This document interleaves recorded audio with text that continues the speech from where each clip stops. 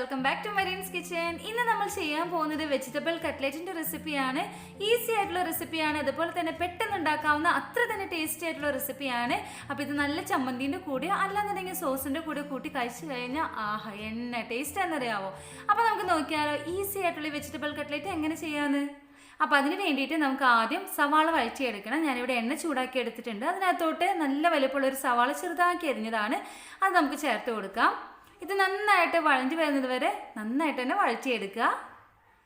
ഇതിനകത്തോട്ട് നമുക്ക് വെജിറ്റബിൾസ് ചേർത്ത് കൊടുക്കാം. ഞാനിവിടെ ക്യാപ്സിക്കം ചെറുതായിട്ട് അരിഞ്ഞത്, ക്യാരറ്റ് ചെറുതായിട്ട് അരിഞ്ഞത്, മല്ലിയില, പച്ചമുളക്, ഇഞ്ചി ഇതാണ് എടുത്തിരിക്കുന്നത്. ഇതൊക്കെ ചെറുതായിട്ട് അരിഞ്ഞതാണ്. ഇതും കൂടി നമുക്ക് ഈ സവാളയുടെ അകത്തോട്ട് ചേർത്ത് കൊടുക്കാം. നമുക്കിത് നന്നായിട്ട് മിക്സ് ചെയ്ത് ഇതിൻ്റെ പച്ച സ്മെല്ലെല്ലാം പോകുന്നത് വരെ നന്നായിട്ടൊന്ന് മിക്സ് ചെയ്ത് വഴറ്റിയെടുക്കുക. ഇനി ഇതിനകത്തോട്ട് നമുക്ക് മഞ്ഞൾപ്പൊടി ചേർത്ത് കൊടുക്കാം. ആവശ്യത്തിനുള്ള ഉപ്പും കൂടിയും ചേർത്ത് കൊടുക്കുക. അതിൻ്റെ കൂടെ നമുക്ക് ടേസ്റ്റിന് വേണ്ടിയിട്ട് ഞാനിപ്പോൾ ഗരം മസാലയാണ് ചേർത്തിരിക്കുന്നത്. ഇത് നിങ്ങൾക്ക് ഓപ്ഷണലായിട്ട് ചിക്കൻ മസാല, ചാട്ട് മസാല, ബീഫ് മസാല എന്ത് വേണമെങ്കിലും ചേർത്ത് കൊടുക്കുക കേട്ടോ. ഇത് നന്നായിട്ട് വഴറ്റിയെടുക്കുക.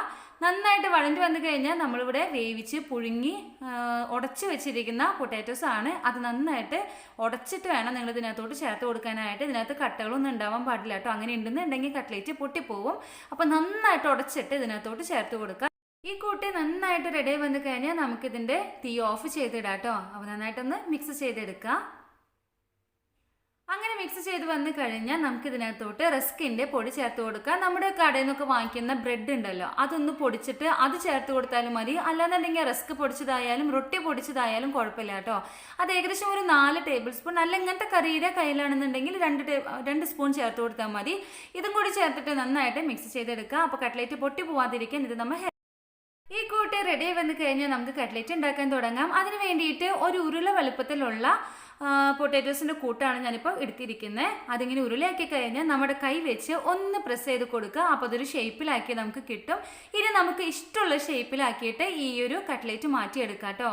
ഞാനിപ്പോൾ ഇങ്ങനത്തെ ഒരു ഷേപ്പിലാണ് ചെയ്യുന്നത്. നിങ്ങൾക്ക് ഇഷ്ടമുള്ള ഷേപ്പിൽ ഇത് റെഡിയാക്കി എടുക്കാം. ഇതിപ്പോൾ റെഡിയായി വന്നിട്ടുണ്ട്. ഇനി നമുക്ക് കുറച്ച് മൈദ കുറച്ച് വെള്ളത്തിൽ ഇതേപോലെ കലക്കിയെടുക്കണം. നോർമലായിട്ടുള്ള വെള്ളമാണ്, പച്ചവെള്ളമാണ് ഉപയോഗിച്ചിരിക്കുന്നത്. കുറച്ച് ഒരു 1/4 കപ്പ് മൈദ ഉണ്ടായിരുന്നു. അപ്പോൾ ഇങ്ങനെ ഒരു കൺസിസ്റ്റൻസിൽ മൈദകരെ കൂട്ടെടുത്ത് കഴിഞ്ഞാൽ നമ്മുടെ ഈ ഒരു കട്ട്ലേറ്റ് അതിനകത്തിട്ട് ഡിപ്പ് ചെയ്തെടുക്കുക. നമ്മുടെ മുട്ടയ്ക്ക് പകരം നമ്മളിപ്പോൾ ഈ ഒരു മൈദേൻ്റെ കൂട്ടാണ് കേട്ടോ ഉപയോഗിക്കുന്നത്. മുട്ട വേണമെന്ന് യാതൊരു വക നിർബന്ധവുമില്ല. അങ്ങനെ ഇത് റെഡി ആയി വന്നു കഴിഞ്ഞാൽ നമുക്ക് ബ്രെഡ് ക്രംസിനകത്ത് ഇട്ടിട്ട് ഒന്ന് റെഡിയാക്കി എടുക്കാം. ആകെ മൊത്തം കവർ ചെയ്തെടുക്കുക. ഇത് നമുക്ക് ബ്രെഡ് പൊടിച്ചതായാലും കുഴപ്പമില്ല, അല്ലാന്നുണ്ടെങ്കിൽ റസ്ക് നമ്മൾ മാർക്കറ്റിൽ നിന്ന് വാങ്ങിക്കില്ല, അങ്ങനത്തെ ആണെങ്കിലും കുഴപ്പമില്ല കേട്ടോ. അങ്ങനെ ഇത് സെറ്റായി വന്നിട്ടുണ്ട്. അപ്പോൾ നന്നായിട്ട് കോട്ട് ചെയ്തെടുക്കാനായിട്ട് മറക്കരുത്. ഇനി നമുക്കിത് ഫ്രൈ ചെയ്തെടുക്കാം. അപ്പോൾ എണ്ണ നന്നായിട്ട് ചൂടായിട്ടുണ്ട്. അപ്പോൾ മീഡിയം ഫ്ലെയിമിലാണ് ഞാനിപ്പോൾ തീയിട്ട് കൊടുത്തിരിക്കുന്നത്. ഇനി നമ്മുടെ കട്ട്ലേറ്റ് ഓരോന്നായിട്ട് നമുക്ക് ഇതിനകത്തോട്ട് ഇട്ട് കൊടുത്ത് നന്നായിട്ട് ഫ്രൈ ചെയ്തെടുക്കാം. അപ്പോൾ ഇട്ട് കൊടുത്തിട്ട് 1 മിനിറ്റ് കഴിയുമ്പോൾ നിങ്ങളൊന്ന് മറിച്ചിട്ട് കൊടുത്താൽ മതി കേട്ടോ. ഇപ്പോഴും തീ മീഡിയം ഫ്ലെയിമിൽ തന്നെയാണ് ഇട്ടിരിക്കുന്നത്. അപ്പോൾ നമ്മുടെ കട്ട്ലേറ്റ് പൊട്ടി പോവുക അല്ലാന്നുണ്ടെങ്കിൽ ഉടഞ്ഞു പോവുക ഒന്നും ചെയ്തിട്ടില്ല. നല്ല കറക്റ്റ് പെർഫെക്റ്റ് ആയിട്ടുള്ള കൺസിസ്റ്റൻസിയിൽ നമ്മുടെ കട്ട്ലേറ്റ് വന്നിട്ടുണ്ട്.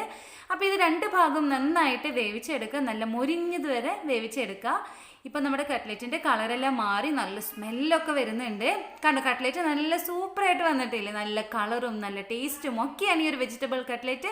അപ്പോൾ ഈസി ആയിട്ടുള്ള റെസിപ്പിയാണ്. നിങ്ങൾ എല്ലാവരും ട്രൈ ചെയ്ത് നോക്കാനായിട്ട് മറക്കരുത്. അപ്പോൾ എല്ലാവരും വീട്ടിലിരിക്കുമ്പോൾ ഈ ഒരു റെസിപ്പി ട്രൈ ചെയ്ത് നോക്കുക. നമ്മുടെ കുട്ടീസിനൊക്കെ കൊടുക്കാം കേട്ടോ.